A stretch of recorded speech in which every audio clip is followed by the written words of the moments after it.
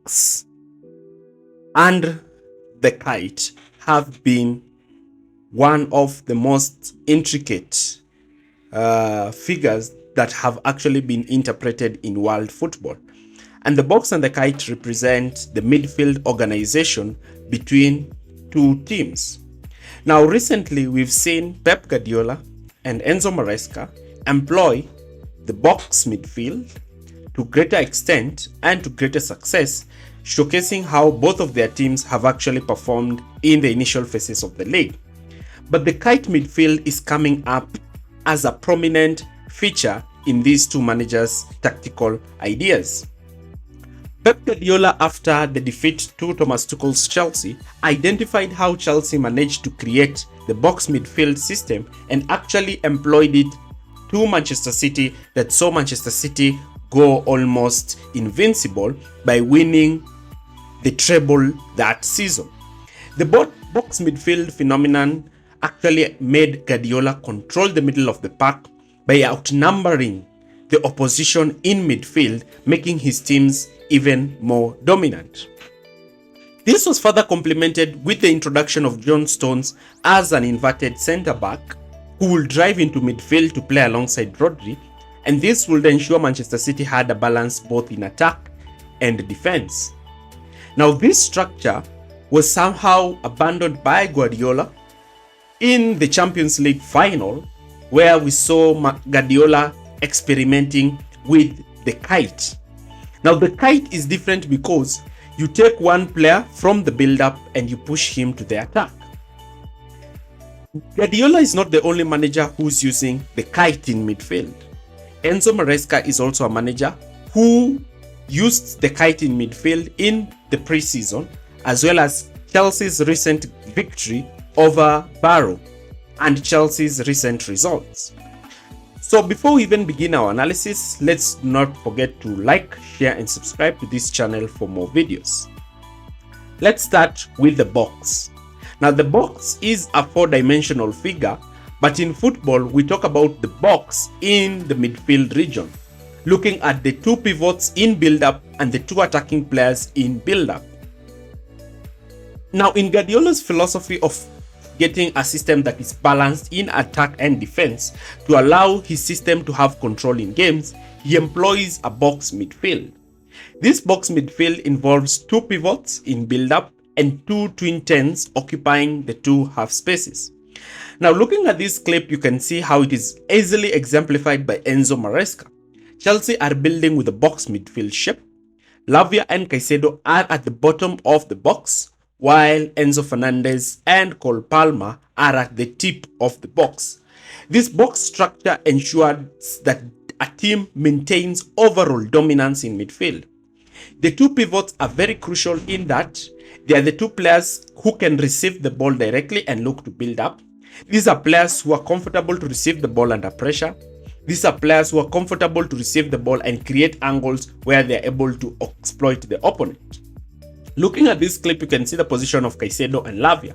They are playing in a staggered position but as a pivot, looking to create those close relations so that they are able to play the ball through Manchester City and actually create problems for Manchester City in attack. These two players should also be very strong when it comes to playing line-breaking passes that actually break the opposition lines of pressure. Now, the box midfield gave the two managers options of having their two most important players in build-up in the deeper regions and the two attacking players in the forward regions. However, Guardiola was actually sussed out towards the latter stages of last season, and he actually had to adapt to a system. The system gave him results, but it didn't give him the control. Now, last season, Mauricio Pochettino came up with a 4-4 structure in the Chelsea game away at Manchester City, a system that Carlo Ancelotti also employed and Erik ten Hag by having the 4-4, clustering players in the middle of the park and using the wide players to prevent the wide centre-backs from advancing. Now, the forwards were tasked to sit on the two pivots, allowing the opposition's double pivot to cover the two players in the half space. The wide players, the wide forwards, were the ones who were tasked to press from out to in, pressing the wide centre backs while moving to press the middle centre back. So Guardiola had to adapt to this strategy. This strategy heavily relied upon him using his wingers, who would get doubled upon by the wide players. So Guardiola made some adjustments, and this season we have seen the introduction of Rico Lewis. Now Rico Lewis does not just play the way Guardiola's inverted fullbacks normally play. He's playing a more dynamic and more unpredictable fashion. So how is Rico Lewis actually doing this? This is not only what Guardiola is doing, because we are also seeing Enzo Maresca, a manager who tried to adopt this system in pre-season, is actually working more and more on this system, with the recent use of his two fullbacks, Cucurella and Malo Gusto, indicating how Enzo Maresca is also preferring to use a more dynamic approach with the way he inverts his fullbacks. Now, inverting of fullbacks is a common phenomenon that we have seen in the game of football. But the Kite seems to actually be the great deal for this season, because the Kite gives these two teams something they did not have. And I'm going to explain to you why the Kite is gaining prominence over the box. So, Manchester City this season have been playing with a 4-2-3-1, but in possession they have actually been shifting by inverting their fullback. Now, naturally, people expect Guardiola will invert his fullback in the position where he would play as a deeper pivot alongside a deep-lying playmaker. But Rico Lewis has not been occupying this inverted, deep-lying playmaker role, similar to what Mateo Kovacic has been doing or Rodri, but rather, Rico Lewis has been occupying this position in a more advanced position, allowing Manchester City to take one player from build-up and put him in defense. Now, rather than Manchester City having the box midfield, they have a Kite midfield by having Haaland occupy the centre-backs and having a natural number 10 in that number 10 position, but also having players occupying the half space. This ensures that Manchester City have more players in attack.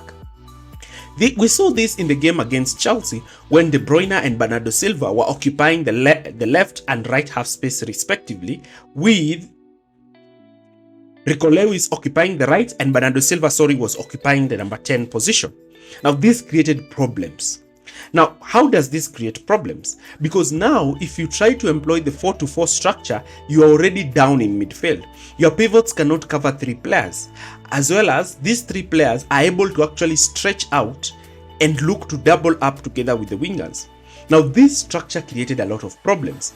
Now, looking at this system, you can see that De Bruyne, Bernardo Silva is actually creating problem, because Bernardo Silva is playing in between the 2 pivots, denying the pivots the ability to actually stretch across to cover De Bruyne and Rico Lewis.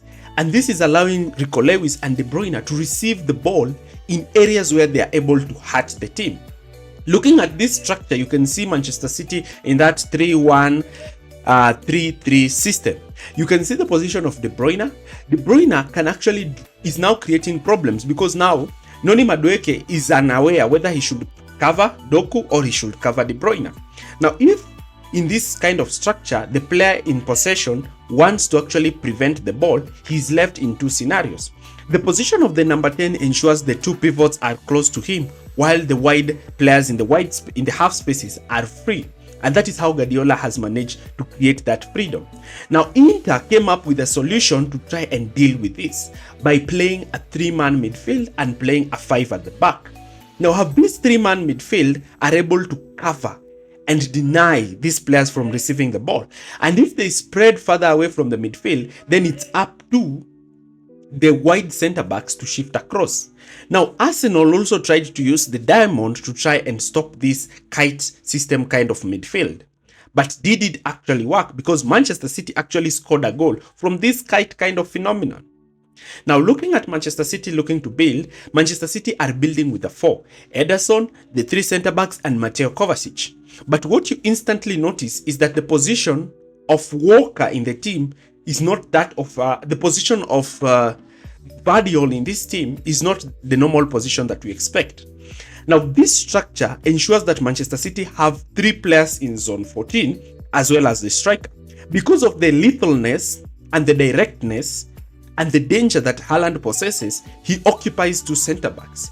Now, these three players advanced high up the pitch will make all majority of opponents withdraw one player from pressing Manchester City and push that player at the back.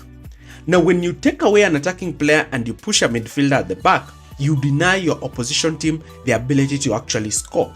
And this is why the Kite will be the next transformation in the tactical approach that is going to be deployed in the Premier League. Now, looking at this structure, you can see even in this Arsenal game, Rico Lewis, Bernardo Silva makes that half space run, but you can already see Gundogan is occupying that midfield region and Vardiol is picking up that left channel position. Now, having these three players, the 4-4-2 cannot cover it. The only way you can cover it with a 4-4-2 is if you have your four midfielders playing narrow. But when you have your four midfielders playing narrow, the wingers have space. That's why Savinho had a lot of space together with Jeremy Doku. And if you have little wingers, you are able to destroy that.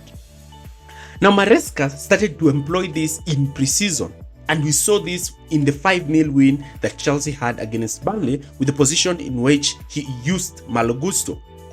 Now, Maresca was deploying the box midfield by having Cucurella playing alongside Caicedo and Palma and Enzo Fernandez playing in those half-space regions. But you can see West Ham here have both Palma and Caicedo covered up. But we see in the game against Inter how Chelsea managed to stop Inter. Now, Inter knew how to stop this system, but a lot of teams have not understood it. Now, looking at here, Chelsea are building with 4 players, the 3 centre-back and a solo pivot. Now, this solo pivot is moving and creating those problems for the team. Look at that diamond that is being created. Malo Gusto, Cole Palmer, and Enzo Fernandez. Now, these 3 players are actually creating problems because they cannot be covered with 2 players at the back. And this now will force, if the opponent presses with the 2 players, then he will actually be outplayed. Because if the opponents decide to sit on Caicedo, then Fernandez and Palma can drop on either side to receive the ball directly from the centre-back, can play the ball with the winger and actually create that 2v1 overload against the opposition fullback.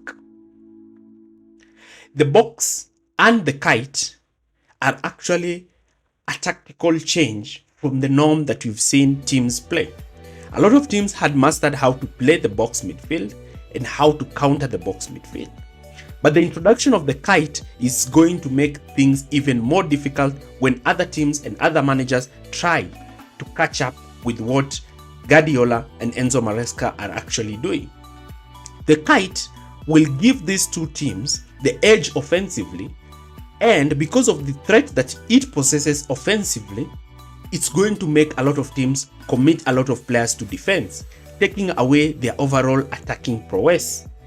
This is another huge game changer by these two managers that is actually going to dictate the pyramids and how football is going to be played in the Premier League and in Europe. Thanks for watching this video and see you next time.